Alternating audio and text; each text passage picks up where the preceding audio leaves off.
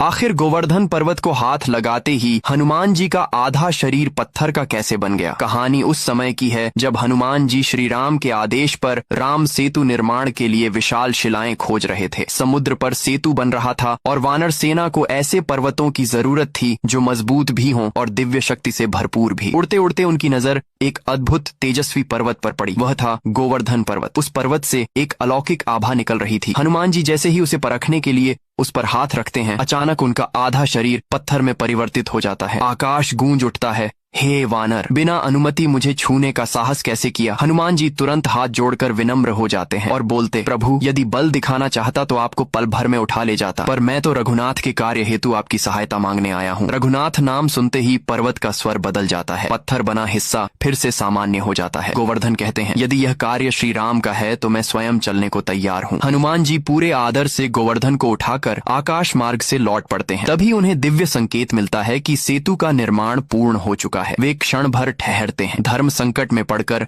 अंततः गोवर्धन को एक पवित्र स्थल पर स्थापित कर देते हैं। हनुमान जी क्षमा मांगते हैं, प्रभु, आपका सहयोग व्यर्थ नहीं था, पर समय ने साथ नहीं दिया। गोवर्धन शांत स्वर में कहते हैं, मैं तुम्हें तभी क्षमा करूंगा जब मुझे यह वचन दो कि स्वयं श्री राम मेरे दर्शन करने आएंगे। समय बीतता है, त्रेता समाप्त होती है, द्वापर युग आता है। वही श्री राम कृष्ण रूप में अवतरित होते हैं। ब्रजभूमि में एक दिन इंद्र के प्रकोप से गोकुल को बचाने के लिए वे उसी गोवर्धन पर्वत को अपनी कनिष्ठा उंगली पर उठा लेते हैं। उस क्षण गोवर्धन समझ जाते हैं यह वही वचन है जो त्रेता में दिया गया था। इस तरह राम और कृष्ण, दो अवतार, एक ही प्रतिज्ञा और गोवर्धन पर्वत की कथा पूर्ण होती है।